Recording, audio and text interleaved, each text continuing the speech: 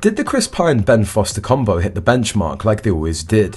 The wait for another Chris Pine-Ben Foster movie got Hollywood into an action thriller that barely had any surprises. The expectations that topped sky high had to stay there for a while this time. The Contractor 2022 was a highly anticipated movie by Chris Pine, who'd already set up his empire in the movie world. There's been a time in Hollywood when Chris Pine was supposed to be the synonym for action thrillers. But what The Contractor brought to the table was a little bit different. It was the first time the viewers saw a grey and a more distinguished looking Chris Pine, who took the movie forward. The movie talks about Special Forces Sergeant James Harper, who got stuck in life. He's an elite agent with a bum knee who got discharged from the US Army with no severance pay. Chris Pine plays the character of James, who's shattered into pieces after serving his country all his life. So, is it the survival of a broken man? The movie is all about a man who struggles to hold his family in one piece after getting fired from the military for being injured.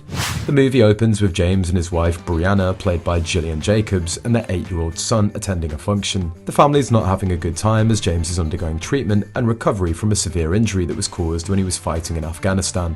However, the conflict in the movie starts when the US military decides to discharge him on medical grounds. To add more salt to the wound, he wasn't given any severance pay, which left him empty-handed. Although Brianna tries her best to support James, he's devastated by the fact that his family is going to struggle till he finds a new job. The death of Mason, James's friend, due to a similar discharge, has made the situation even worse. But Mason's funeral opened a new door for James to solve his problems. James meets his former superior in the military named Mike, played by Ben Foster. As a friend, he reaches out with a proposal that James couldn't decline because of his financial condition. That ends up with James with Rusty Jennings, who's a military veteran, and he was supposed to go off the books operations for good money, through which he can provide for his family and find a purpose in life again. However, the movie takes a turn when James is off to Berlin to spy on a scientist who's working on a nuclear weapon. Mike and his team, along with James, take down Dr. Salem's laboratory, played by Fairs, and James ends up killing him, as per Rusty's orders. But as the movie progressed, the truth started unwinding and James realised that Dr. Salem was making a vaccine that could save millions of people in the world free of cost, and Rusty was playing him as bait to get the vaccine and get rid of Salem in one go. There begins the battle of James to save himself and his family from the mistake that he made. Even though Mike seems to be on the side of Rusty, James finds out that Mike is helpless in Rusty's cold play. James almost kills Mike for hiding the main purpose of the mission and Salem's research from him.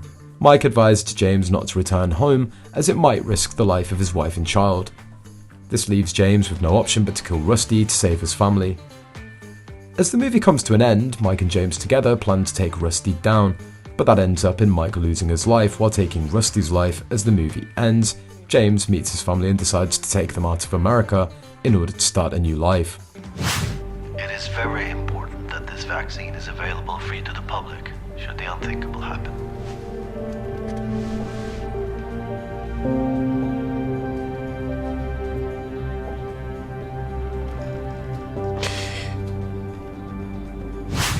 Now, did Chris Pine make a difference to the movie?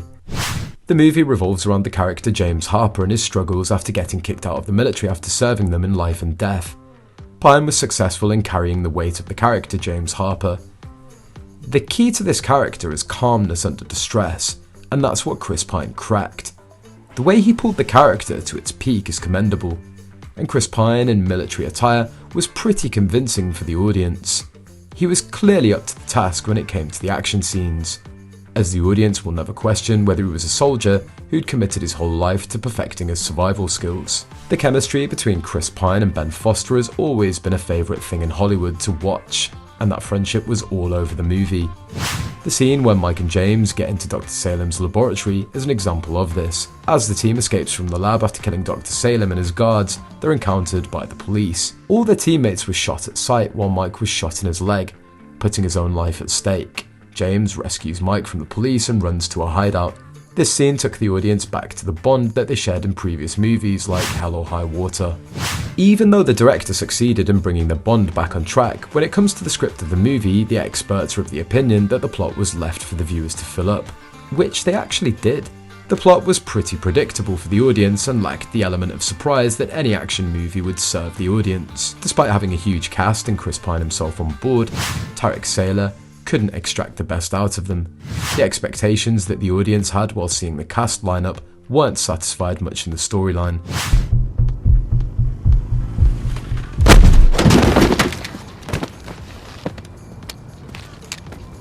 Doing at my house? Answer me. You wanna shoot me? Now, did the action sequences do justice? The precision expected in a grey military movie was somehow lacking in The Contractor. The viewers may have lost their interest in the action sequence midway through the movie. The shootouts and fights were merely enough to move the movie forward. The action sequence where James and his team tackle the guards of Dr. Salem was good enough to showcase the skills of military personnel. But the rest of the actions didn't meet the expectations that were put in front of them. Now, in the storyline, when Hollywood's running behind the superhero movies and multiverses, The Contractor is an attempt to take viewers to the old school drama, where a man could do whatever it takes to save his family. However, the way the plot's taken forward seems to be a little stereotypical. The element of twist was lacking, which is essential to keep the viewers engaged and entertained. It took at least an hour for the first bullet to get fired in the movie. The first half of the film's placed too slowly, while the second half tries to run a little faster. Somehow the movie took a little too much time to build the background where the conflict can unveil itself. That eventually led to a predictable plot with no element of uncertainty. As far as the antagonist was concerned, the impact the character Rusty, played by Kiefer Sutherland, left on the movie was the bare minimum.